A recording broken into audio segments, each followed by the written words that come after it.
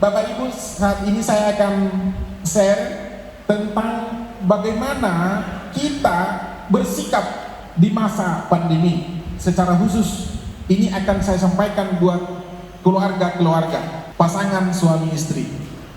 Tetapi bagi Anda-Anda yang belum menikah, Anda akan mempersiapkan diri dari pesan yang akan saya sampaikan ini. Seperti apa sih ketika Anda masuk di dalam hubungan keluarga, dalam pernikahan? Ada istilah yang belakangan ini populer disebut dengan cabin fever. Cabin fever ini Bapak Ibu adalah emosi atau perasaan sedih yang muncul akibat terlalu lama terisolasi atau terkurung di rumah ataupun di tempat tertentu. Cabin fever ini dahulunya dikenal di daerah-daerah yang sangat dingin suhunya, daerah bersalju. Ketika musim salju, maka orang tidak bisa keluar dari rumah. Mereka bertahan di rumah. Saking lamanya, bisa sampai berbulan Bapak Ibu berada di dalam rumah. Maka secara psikis, emosi mereka tertekan. Karena mereka tidak bisa memandang dunia luar. Bukankah demikian hari-hari ini Bapak Ibu? Pandemi COVID-19 ini mengakibatkan cabin fever bagi banyak orang di belahan dunia. Terjadi disebut dengan PSBB, pembatasan sosial berskala besar Bapak Ibu. Kita tidak bebas melakukan perjalanan, kita tidak bebas keluar. Ketika kita pun keluar, kita harus mempergunakan masker dan menjaga jarak. Dampak dari cabin fever ini Bapak Ibu bagi relasi keluarga atau pasangan mengakibatkan dampak yang signifikan. Masalah relasi di tengah-tengah keluarga tidak terjadi disebabkan oleh pasangan Anda. Perhatikan baik-baik.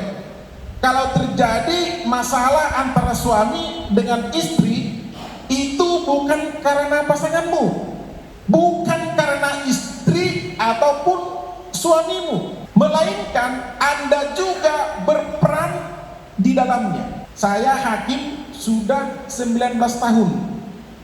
Saya juga seorang mediator. Ketika terjadi perceraian, banyak yang diperhadapkan kepada saya. Ketika saya tanya istrinya, "Mengapa kamu ingin menceraikan suamimu?" Istrinya akan berkata, "Suami saya terlalu jahat." Yang kedua, suami saya mabuk-mabukan. Yang ketiga, suami saya main di luar. Alasan istrinya. Saya tanya alasan suaminya, "Mengapa kamu mau diceraikan oleh istrimu? Masalah apa sesungguhnya?" Suaminya menjawab, "Istri saya terlalu galak. Saya ngomong 1, dia sudah 100. Ketika saya ada di rumah, kuping saya panas. Saya lebih elok duduk di kedai kopi, di kedai tua. Di sana sahabat saya banyak. Penjaga laponya pun ramah-ramah. Buat saya senyum, saya segar hati. Di rumah bagaikan neraka." Bapak Ibu, inilah yang selalu menjadi alasan klasik hubungan suami dan istri sehingga sering terjadi perpecahan. Suami mempersalahkan istrinya, istri mempersalahkan suaminya. Dampaknya api ketemu api, maka membaralah dia, terbakarlah rumah tangga itu. Tapi di sini nggak ada. Itu di kampung kami di Seberang. Di sini nggak ada. Saya hanya cerita orang kampung kami, ya. Tapi jangan sampai menjalar ke Kota Pematang Siantar. Daerah kami itu terkenal Pak Pendeta bandit putar. Di Siantar ada Siantarmen, tapi di kampung saya dulu terkenal bandit putar. Bandit putar itu tukang copet hati, mencuri hati, ya. Maka saya bisa mencuri hati istri saya ini.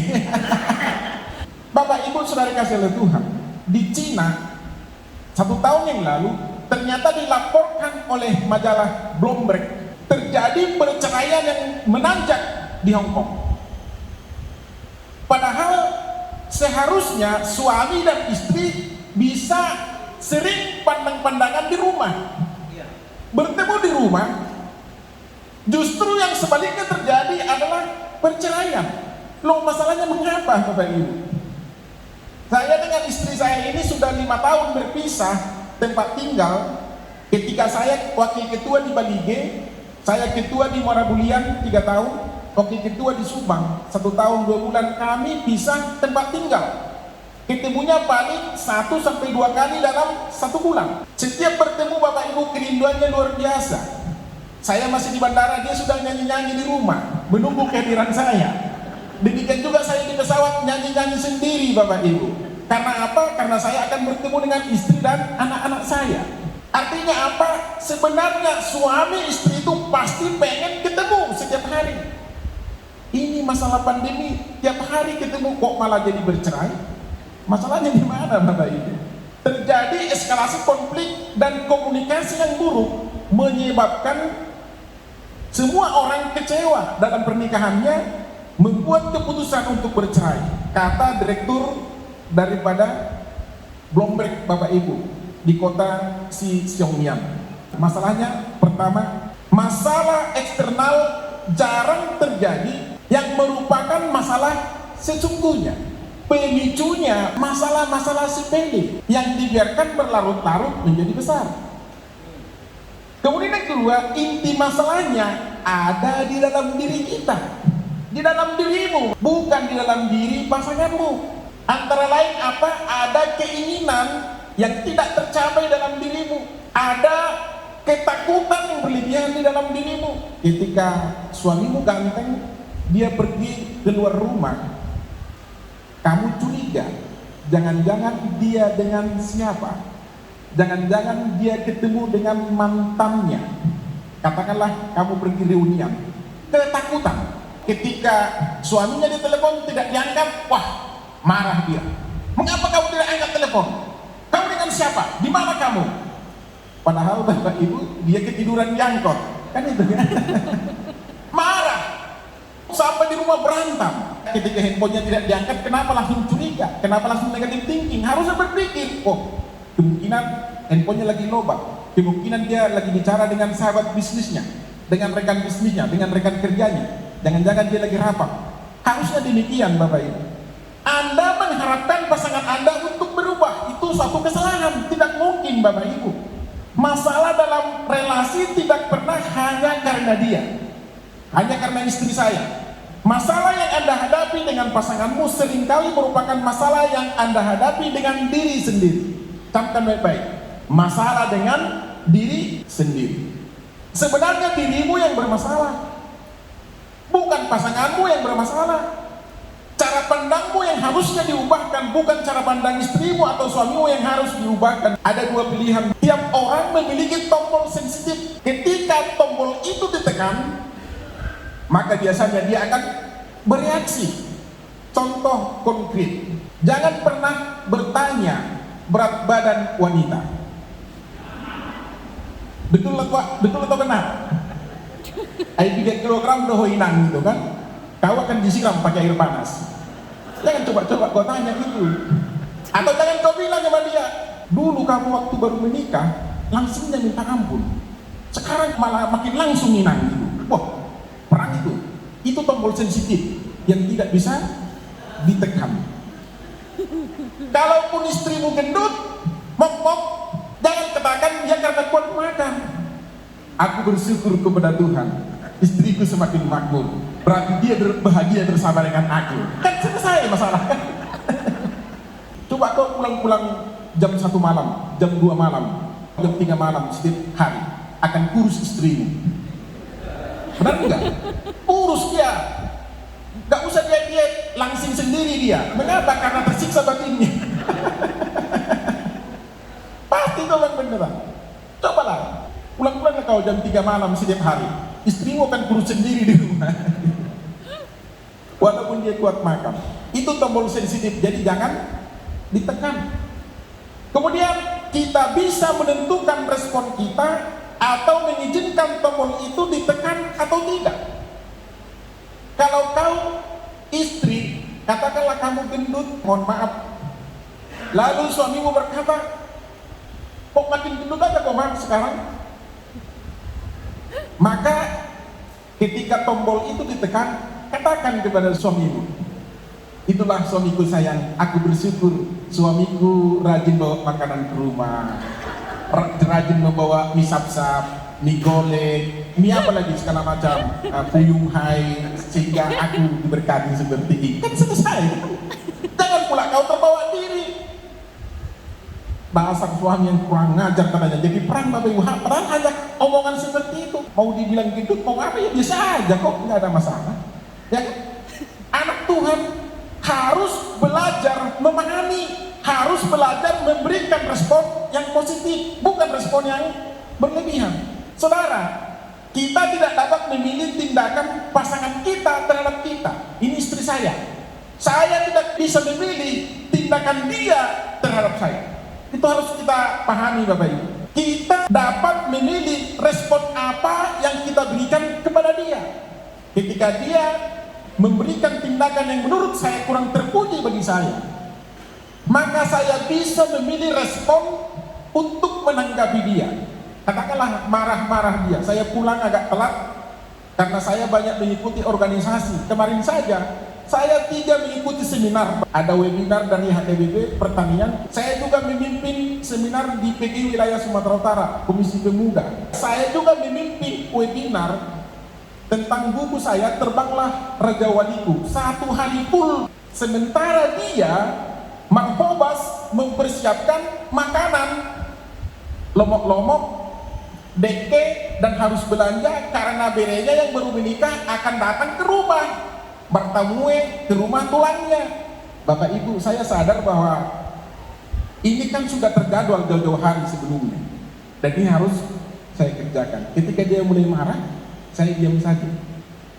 Dan setelah selesai webinar, walaupun sudah telat, maka saya jumpai dia, saya peluk dia. Kan selesai masalah kan? Jangan pula dasar istri yang tidak tahu diri, suaminya sudah sibuk, wah perang dia. Dia akan pulang, pulangkan saja aku ke Dolok Sanggul. Tapi itu tidak terjadi Bapak Ibu. Ini hal-hal sepele yang sering membuat kita gagal di tengah-tengah hubungan kita.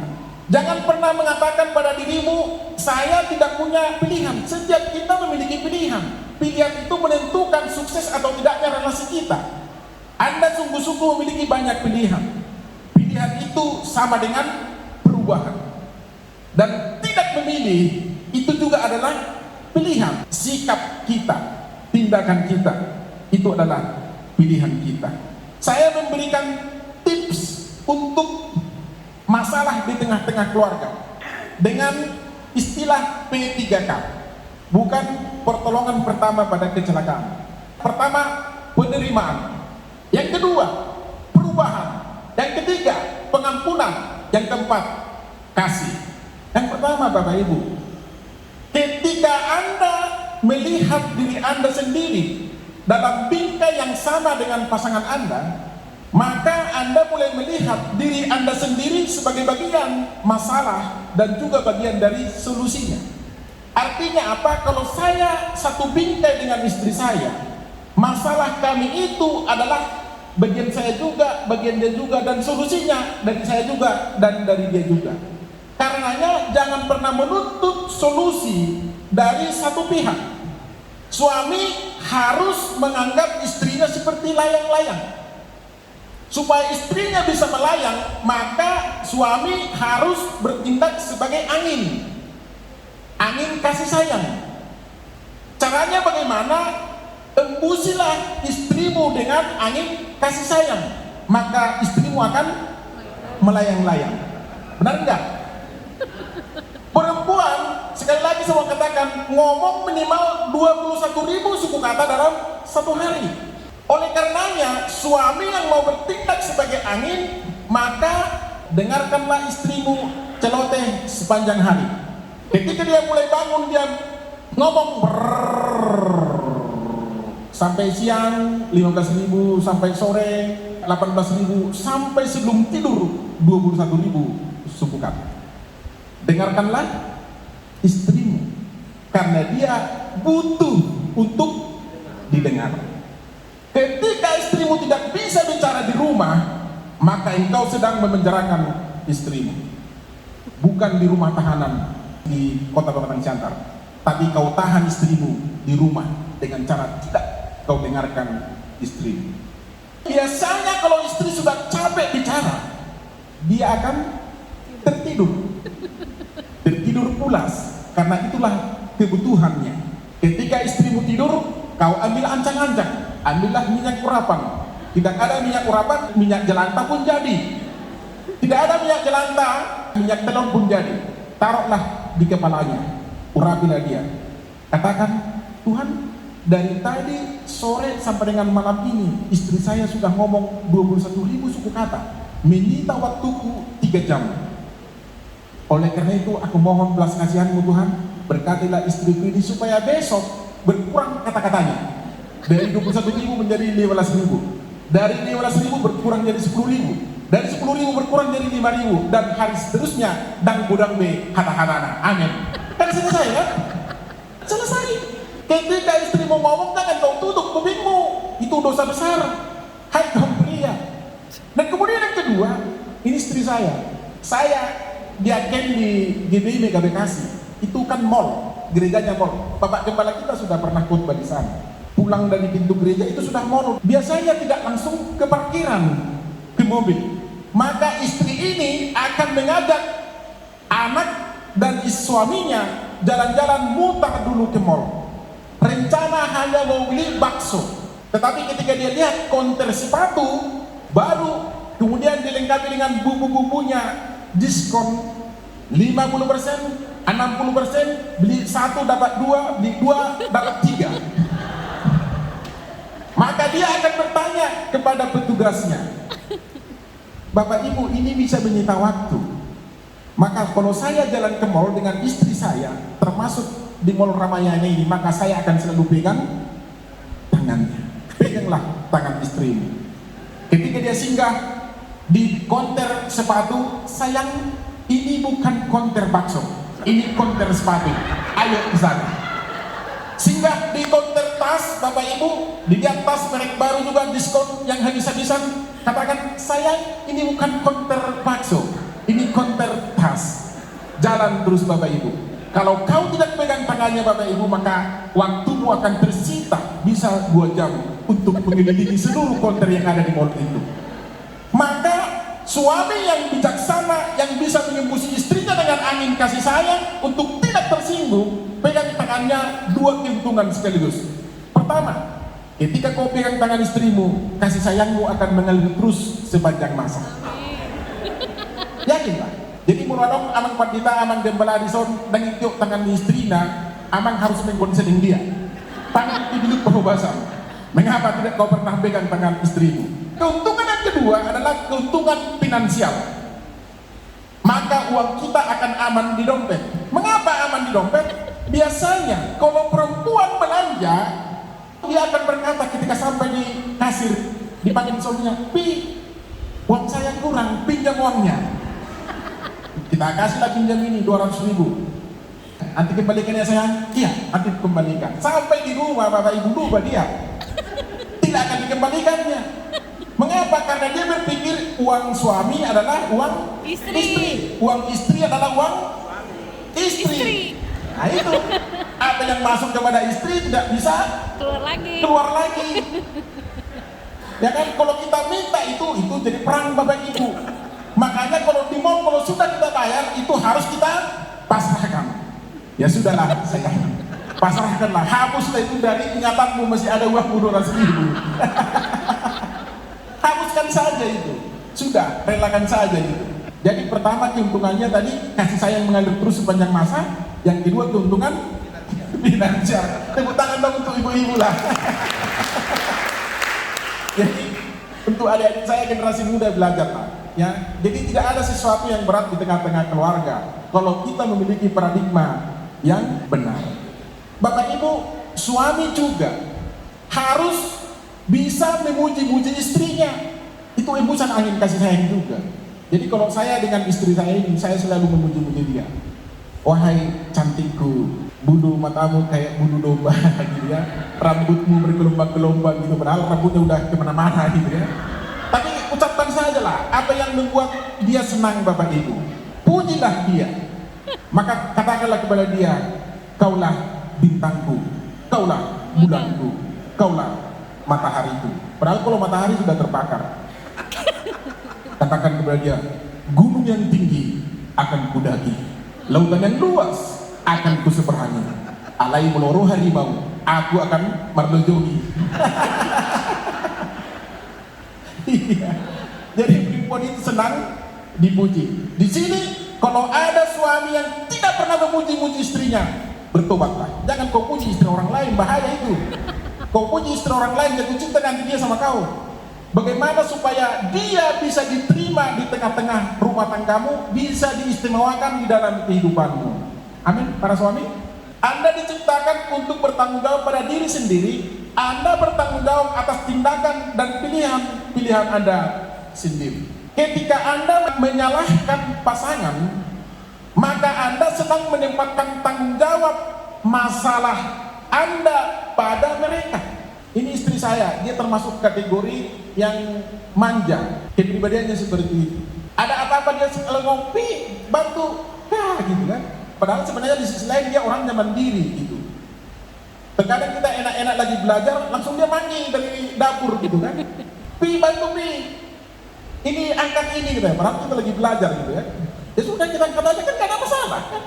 Mengapa kita harus berpikir dia memanggil saya karena pertama dia suaminya ingin dekat-dekat dengan dia sambil memasak atau sambil mencuci diri. Maka kalau istri saya mencuci pakaian, saya ikut-ikut Bapak Ibu membilas-bilas dan mengirimkan anak kepala. Kan supaya warna putar kan, pemasuk tugasan kencang dan clean, kasih ke dia. Jadi kami itu adalah kerjasama tim yang kompak dan luar biasa. Mencuci piring pun kami sama. Belanja pun ke banyak horas kami sama, Bapak Ibu. Mengapa saya harus dampingi dia belanja? Karena dia tidak tahu belanja. Ditanya tomat berapa edak, ya kan? 15.000 sekilo, langsung dikasih, ya kan? Padahal kalau aku belanja, ahal minang, semua nama rara tidak. Tomat dia man, kan? Oh tomat, semua nama rara, dan nama lagu tuh nang, ada keras tuh, jangan apa menjauh keras tuh. Wah, keras tuh memang, jago tomat minang obat, jago. Sediakan nang 15.000. Bah, harga pas mabay nang 10.000. Harga bersahabat mabay nang. Tadi kan harga pas, ini harga sahabat. Loh, kan sudah harga pas sama, ya harga berteman. Ini nggak bisa mang, itulah 14.000. Jadi kita nggak kawan lagi nang. Ya kawan lah. Aku lu itu turun lah jadi 13.000 kan beruntung 2.000. Kan selesai. Datanglah inang itu. Tadi jaman. Marga apa nyaman, lucu kali pun kurasa katanya kan. Jadi suami yang bisa membuat istrinya melayang-layang, temani istrimu belanja. Jangan kau pikir tugas sudi, dah karok tugas. Mau melahirkan di natai, belanja di natai di mana sudi? Mau makan di mana mah? Tugas tu dong, kalau nama makan di luar aku, tarik kicai kita ya kan? Kemana? Atau pun tidur, di luar mau tidur di terasi. Tugas tu dong nemu aja kasih cokon kan? Gak ada, semua tugas bersama. Bapak Ibu, Anda tidak dapat mengubah orang lain, tapi Anda dapat memilih respon Anda dan mengubah diri Anda sendiri. Frederick Onttinger, seorang penginjil ternama pada abad ke-18, ada doa keheningan hati yang sampai hari ini Bapak Ibu itu terpahat jelas. Dia berdoa seperti ini, ya Tuhan, berikan aku keheningan hati untuk menerima apa yang tidak bisa aku ubah. Yang kedua, berikan aku keberanian untuk mengubah apa yang bisa saya ubah. Kemudian yang ketiga, berikan aku kebijaksanaan untuk membedakan kedua hal itu. Pertama, terima apa yang bisa tidak diubah. Kedua, keberanian mengubah apa yang seharusnya diubah, diri sendiri, paradigma. Yang ketiga, kebijaksanaan untuk membedakan mana yang tidak bisa diubah dan mana yang bisa diubah. Persoalannya adalah banyak suami, banyak istri berusaha mengubah pasangannya. Kecewalah dia. Dia berkata, dari dulu hingga sekarang kau tidak pernah berubah. Itu. Kalau seperti itu, ini sudah tanda-tanda ini Bapak Ibu. Harusnya kau berkata, suamiku memang dahulu kau seperti itu sudah aku terima. Sekarang aku yang berubah. Walaupun kau tidur mengukur, ngorok, tapi aku nyaman di sampingmu dengan cara ku kasih kapas kupingku. Kan selesai kan? Jangan persoalkan itu. Ambil tindakan yang tidak mengganggu suamimu. Kemudian kasih tahu lah sama dia, aku sangat nyaman tidur di sampingmu, tapi aku kan ngorok. Ya aku kan bikin kapas di kupingku, kan selesai masalah kan. Maka dia akan berusaha mengubah caranya dia untuk tidur ke depan. Jadi kitanya yang berubah. Bapak Ibu, penerimaan pertama, terima dirimu apa adanya. Tuhan menciptakan kita seturut dan segambar dengan rupa Allah. Imago Dei, kita ini adalah gambar Tuhan. Mau wajahmu berantakan seperti wajah saya, kita ini gambar Tuhan, saya ini gambar Tuhan. Ada kekuranganmu, ada yang kurang bagus di wajahmu, lihat orang, kamu gambar Tuhan. Terima dirimu apa adanya. Kamu ciptaan unik yang tidak dimiliki oleh orang lain. Terima dirimu apa adanya. Terimalah keadaan. Kalau hari ini panas, kalau hari ini sedang terjadi pandemi global, jangan berungut-ungut, jangan menuntut Tuhan mengapa ini terjadi, mengapa pemerintah tidak sigap, mengapa kota Medan macet, mengapa ini. Jangan seperti itu. Terima keadaan itu. Saya kalau di Jakarta atau ketika saya mau pergi ke Subang, jalanan macet, saya mengendara sendiri, Bapak Ibu, saya akan putar YouTube, saya akan mendengarkan ceramah-ceramah orang-orang hebat, saya akan mendengarkan firman Tuhan, saya akan mendengarkan lagu pujian-pujian penyembahan, maka pikiran saya aman dan tenang. Sementara orang sudah panas di luar sana, tapi saya masih bisa memuji Tuhan, saya masih bisa mendengarkan ceramah-ceramah orang-orang hebat, orang-orang motivator-motivator hebat. Bapak Ibu, cara pandangmu yang berubah. Kalau kau macet di kota Siantar, banyak horas, jangan bunyikan kleksonmu. Sudah tahu di depan itu berjubel kendaraan, ngapain kau kleksoni? Putarlah lagu rohani, naikkanlah pujian kepada Tuhan, berdoa kelilinglah, berkatilah orang-orang di sepanjang jalan ini. Tuhan, aku lepaskan berkat kepada para pedagang ini, kepada para supir angkut ini, kepada tukang parkir ini, kepada pemilik-pemilik toko ini. Ambil tindakan radikal, berubahlah. Bapak Ibu, kita harus bisa menerima keadaan, dan kita harus bisa menerima orang lain. Mengapa sulit menerima? Ini menjadi pertanyaan. Karena pertama, ekspektasi kita salah.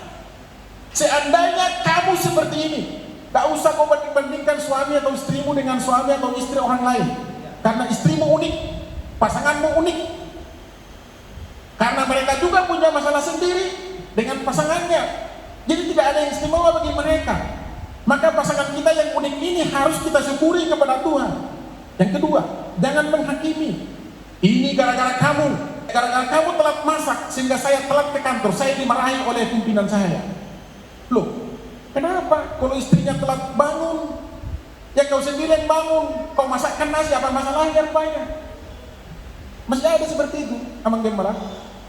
Jadi bagian masak kewajiban Ninata. Kalau saya enggak, istri saya kadang masih tidur, saya sudah bangun, saya masak di belakang, saya buat puyung hai telur. Ketika dia bangun, dia kaget, dari mana ini Pi? Ya Pati masak. Jam berapa Pati bangun? Jam 5. Kok cepat banget? Ya kan kita mau cepat pergi kan selesai. Terkadang dia juga kecapean karena dia juga kerja. Preman terhebat di Jakarta pernah disidangkan sama dia. Tekanannya luar biasa. Apakah saya harus menuntut dia untuk selalu menyiapkan makanan untuk saya? Tidak. Saya juga bisa masak kok. Bapak-bapak, saya pulang ke rumah, anak-anak saya selalu menantikan masakan saya. Masakan apa? Telur dadar. Bapak Ibu, telur dadar, telur dikocok 4 butir, kasih garam, kasih merica, kemudian kasih sedikit penyedap rasa royco sedikit, kemudian iris bawang putih, iris daun sop, halus-halus, campur, kemudian digoreng, kemudian saya giling cabai, bawang putih, bawang merah, dan saya giling juga tomat terpisah. Bukan di blender Bapak Ibu, ditutu, tahu ditutu? Hah? Ya itulah ditutu lah itu. Saya tumis, kemudian saya masukkan telurnya. Bapak Ibu, sampai sekarang anak saya selalu menuntut itu kalau saya pulang, termasuk istri saya. Padahal ada yang mengurupi di rumah yang masakannya juga enak. Kalau dibandingkan mungkin rasanya lebih enak masakan dia, tapi anak-anak saya selalu meminta itu. Saya kerjakan sendiri, saya bangga. Mengapa saya bangga? Karena anak-anak saya menghargai karya saya. Bukan masalah karyanya, tetapi mereka merindukan campur tangan saya untuk makanan mereka. Bukan tidak bisa Bapak Ibu dibeli puyung hai yang paling enak dari restoran sana, bisa. Tapi anak-anak saya menuntut itu. Jangan kau merasa diri paling hebat sehingga istrimu yang harus memasak. Kamu juga bisa memasak. Kalau tidak yakin, kita tanding nanti di rumah Pak Gembala.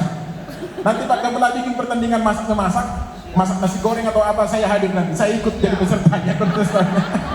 Ini penting Bapak Ibu. Ini masalah-masalah sepele yang membuat keluarga berantakan. Karena dia selalu memposisikan istrinya ini harus sebagai pembantu. Tidak, Bapak Ibu, istrimu berharga. Kamu menikahi dia bukan untuk memasak. Memang benar, dia lebih cepat masak, lebih lihai memasak. Tapi kamu juga bisa masak. Kamu bisa juga menyapu rumah. Saya juga mengapel rumah kok. Kemudian Bapak Ibu menyesali kalau saja kamu tidak melakukan ini bla bla bla. Dan pola pikirnya seharusnya kamu. Itu harus kita hilangkan. Saudara, jangan ambil sikap di atas asumsi. Asumsi itu berbicara tentang dugaan. Kalau ada dugaan-dugaan tentang istrimu, jangan ambil sikap, jangan ambil keputusan.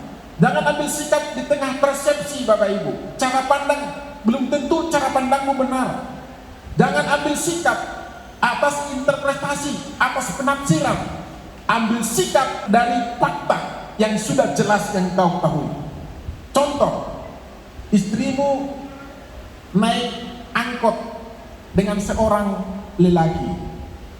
Lalu ceritalah, kemarin kulihatlah Bapak Sianu itu jalan berdua di angkot, tidak ada orang lain. Fakta benar, naik angkot. Terus apakah mereka benar punya hubungan? Belum tentu. Bisa aja yang duduk di sebelahnya itu juga penumpang yang lain. Bisa aja memang mereka pergi bersama ke tempat karena tugas. Terus apa salahnya? Karena istrinya juga wanita karir. Contoh kasus misalnya, ini kan masalah pandemi global. Suaminya di PHK, lalu dia tidur-tiduran di rumah. Kalau kamu istri yang tidak benar cara pandangnya, dasar suami malas, pantaslah kau di PHK. Itu harus diubah. Harusnya kau berkata, syukurlah kepada Tuhan, walaupun suamiku di PHK, tapi dia masih bisa tidur. Berarti dia sehat. Amin. Kan gitu kan? Berbeda kan? Berbeda nggak cara pandangnya? Saya dengan istri saya ini, kehebatan saya adalah tidur di tengah badai. Itu kehebatan saya. Ketika saya ada masalah dengan dia, jawab, tidak ada penyelesaian, malah makin memuncak, maka solusinya bagi saya adalah tidur. Ketika saya tidur, maka saya akan dipas-pas dengan bantal. Enak kali kau tidur, katanya kan? Masalah belum selesai, katanya. Selesaikan, katanya kan? Nah itu, padahal kita bahkan sengaja borak-borak tidur. Yang kedua, perubahan. Saudara, siapa yang harus berubah? Kitanya yang harus berubah, bukan pasangan kita. Jangan kamu menuntut perubahan dari pasanganmu. Bisakah kita mengubah pasangan kita? Tidak bisa. Oleh karenanya milikilah paradigma. Tidak ada yang salah dengan perkawinan Anda. Anda juga tidak sedang menikah dengan orang yang salah. Anda juga tidak sedang berbuat kesalahan dalam memilih pasangan Anda. Yang ada adalah Anda salah melihat dan menilai diri Anda. Berarti saya terlalu abai, saya terlalu cuek sehingga dia marah. Kan selesai harusnya kan? Jadi oleh karena itu, masalah itu datangnya dari dalam diri kita.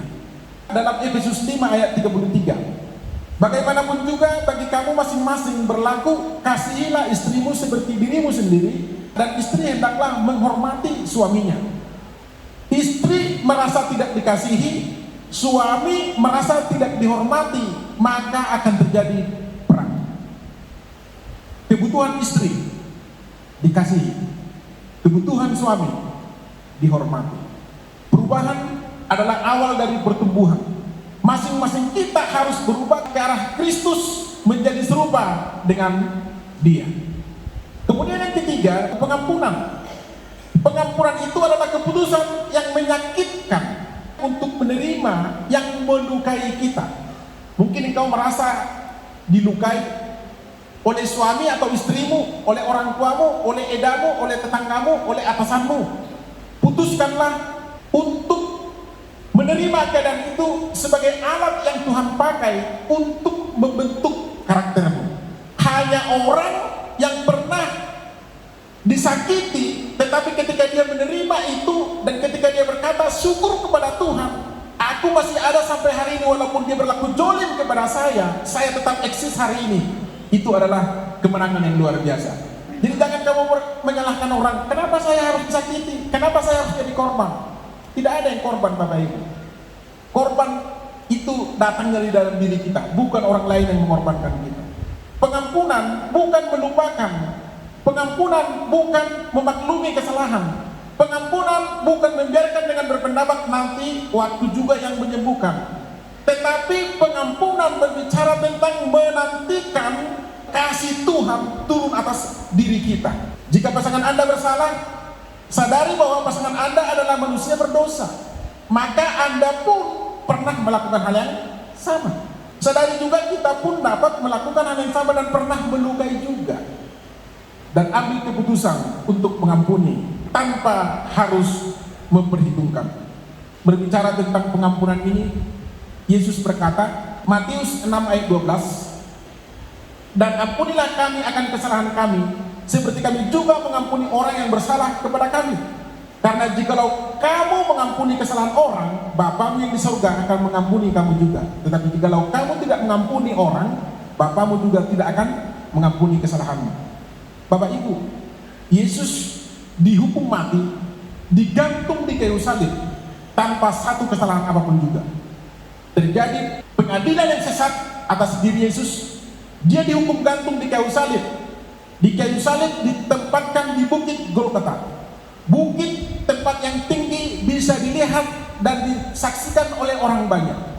Artinya apa? Hukuman mati terhadap diri Yesus dipertontonkan kepada khalayak ramai, supaya orang yang terhukum itu dipermalukan, sehingga orang-orang tidak melakukan tindakan jahat seperti yang dilakukan oleh orang yang tersalib itu. Yesus bukan jahat, tapi dia diperlakukan seperti orang jahat. Tapi sebelum Yesus menghembuskan napasnya, dia berdoa kepada Bapaknya, Bapa, ampunilah mereka, sebab mereka tidak mengerti apa yang mereka berbuat. Bapak Ibu, kau belum pernah disalibkan oleh edamu, belum pernah disalibkan oleh mertuamu, belum pernah disalibkan oleh suami atau istrimu, belum pernah disalibkan oleh menantumu. Mengapa engkau terlalu sulit untuk mengampuni? Mengapa engkau terlalu sulit untuk melepaskan berkat kepada mereka? Saya yakin jemaat Tuhan di tempat ini sanggup melepaskan berkat bagi orang yang menyakiti dia. Amin, Bapak Ibu. Dan yang terakhir adalah kasih. Dalam 1 Petrus 4 ayat 8, kasih menutupi banyak sekali dosa.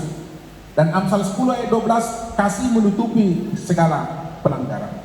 Banyak orang yang bersalah kepada kita, tapi ketika di dalam dirimu ada kasih, maka engkau akan melihat orang itu bukan sebagai penjahat, bukan sebagai orang yang harus dibalas dendam, tapi sebagai orang yang butuh sentuhan kasih, yang butuh topangan kasih, yang butuh doa kepada diri mereka. Kita harus melihat pasangan itu dalam 3 dimensi. Jika pasangan suami mengasihi Tuhan, maka cinta sesama akan semakin indah. Suami, istri, dan Tuhan seperti segitiga, Bapak Ibu. Ketika di tengah-tengah rumah tangga ada Tuhan, maka rumah tangga itu akan indah. Masalahnya adalah suami tidak pernah mengajak istrinya ke gereja, istrinya sendiri pergi ke gereja, suaminya enak-enak di kedai tua, di lampu tua, dan anak-anaknya pergi ke gereja sekolah minggu. Terkadang dia hanya mengantarkannya saja ke pintu gereja, tapi dia tidak pernah masuk. Bapak Ibu, itu artinya rumah tangga mereka sepertinya harmonis, tetapi Tuhan tidak ada di dalamnya. Suami mengharapkan belas kasihan Tuhan melalui istri dan anak-anaknya, tapi dia sendiri tidak ambil peran. Dia hanya berpangku tangan di lampu tuang sana. Tapi di sini Amang Pendeta tidak ada. Itu hanya ada di kampung kami di Kutar, di Seberokor. Saya yakin dan percaya jemaat Tuhan yang ada di tempat ini adalah jemaat yang diberkati oleh Tuhan, jemaat yang diubahkan paradigmanya. Pak Gembala pernah berkata kepada saya, Amang Nababan, hari-hari ini kami sedang melakukan penjemaatan. Kami sedang mengundang jemaat-jemaat masing-masing, suami dan istrinya, untuk datang berhadapan dengan saya dengan Inang Gembala. Saya katakan itu hal yang luar biasa. memang gembala harus mengenal dombanya. Gembala yang tidak mengenal dombanya itu tidak benar. Domba juga harus mengenal gembalanya. Ada permasalahanmu, jangan lebih dahulu pendeta orang lain tahu. Ada masalahmu, jangan lebih dahulu tetanggamu tahu. Sampaikanlah ketika itu sudah menjadi berat kepada amang gembala. Sampaikan kepada inang gembala. Ketika engkau tidak makan, sampaikanlah kepada gembalamu. Amang gembala, kami menanam padi, tapi semua dimakan bagudung. Kami butuh makanan selama 2 bulan ke depan. Pasti disiapkan Bapak Ibu. Ada bagian diakonia dari gereja. Jangan engkau sampai kelaparan, gembalamu tidak tahu. Oleh karena itu saya katakan kepada amang gembala, saya sangat senang amang gembala melakukan hal yang sama. Jangan pernah ada jemaat dari tempat ini berhadapan dengan saya di sidang pengadilan. Saya tidak senang itu. Ketika engkau mendengarkan firman Tuhan, jadilah berkat di tengah-tengah keluargamu. Mungkin engkau berkata, Pak Naban terlalu sulit. Ya benar sulit. Pak Naban terlalu berat. Ya benar-benar berat. Engkau tidak akan pernah naik kelas, naik level kalau kau tidak menghadapi ujian, kalau kau tidak menghadapi masalah dalam kehidupan. Engkau bisa naik level hanya ketika engkau lulus menghadapi ujian. Pernah saya katakan, mama saya itu dulu penjual tape. Bapak saya itu adalah pemain judi, perjudi langis, alai perjudi talu. Penjudi, tapi selalu kalah. Ketika dia kalah main judi, kerjanya melarikan diri ke kisaran, kerjanya melarikan diri ke Sibolga, menarik becak. Dia tidak pulang kalau tidak dijemput oleh mama saya. Bapak Ibu bayangkan, seorang ibu yang hanya tamat kelas 3 sekolah rakyat menjemput suaminya di kota yang tidak dia ketahui. Dia bertanya-tanya kepada semua orang untuk bisa bertemu dengan suaminya. Bapak Ibu tahu, itu berlangsung sampai saya kelas 3 SMA. Kami ada 7 bersaudara, saya anak kedua. Bapak Ibu, itu hal yang sulit. Terkadang ketika ayah saya melarikan diri, sayalah membantu mama saya mencangkul di ladang. Sayalah membantu mama saya bersuan emek. Sayalah membantu mama saya, Bapak Ibu, untuk berbabo di balian, untuk menyanyi sawah, Bapak Ibu. Sampai tangan saya disayat-sayat daun padi, tajam daun padinya, Bapak Ibu. Tetapi mama saya tidak pernah bersungut-sungut. Mama saya tidak pernah berpikir kembali ke rumah ayahnya, karena dia juga berpikir di rumah ayahnya makanan juga tidak ada. Dia mengambil sikap bertahan dan sambil berdoa. Sampai pada akhirnya Bapak Ibu, bapak saya mengenal Tuhan, hidupnya diubahkan. Dan sampai sekarang bapak saya menjadi seorang gembala sidang. Bapak Ibu, saya banyak belajar dari kehidupan mama saya dan bapak saya. Mereka adalah pejuang-pejuang sejati. Mungkin engkau juga mengalami hal yang sama, wahai istri. Engkau mungkin ditelantarkan suamimu. Engkau mungkin tertekan oleh mertuamu, oleh edamu, oleh menantumu, atau apapun itu juga. Katakan kepada Tuhan, Tuhan, Engkau pasti memberikan kekuatan kepada saya untuk bisa melewati persoalan ini. Tuhan, Engkau pasti memberkati suami saya.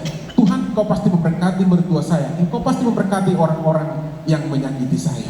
Saya percaya jemaat Tuhan yang ada di GBI NCC Pematang Siantar ini adalah jemaat yang diberkati, jemaat yang berkemenangan, rumah tangganya diberkati, sekali lagi berikan kemuliaan dan kesucian. Mari Bapak Ibu kita berdoa. Bapak Ibu diberkati Tuhan. Di musim pandemi COVID seperti ini, suami istri harus makin intim. Amin. Memang survei membuktikan di musim pandemi ini tingkat perceraian makin tinggi, tapi tidak dengan jemaat NCC. Kalau makin sering di rumah, harus makin sering senyum. Makin banyak di rumah suami istri bukan makin banyak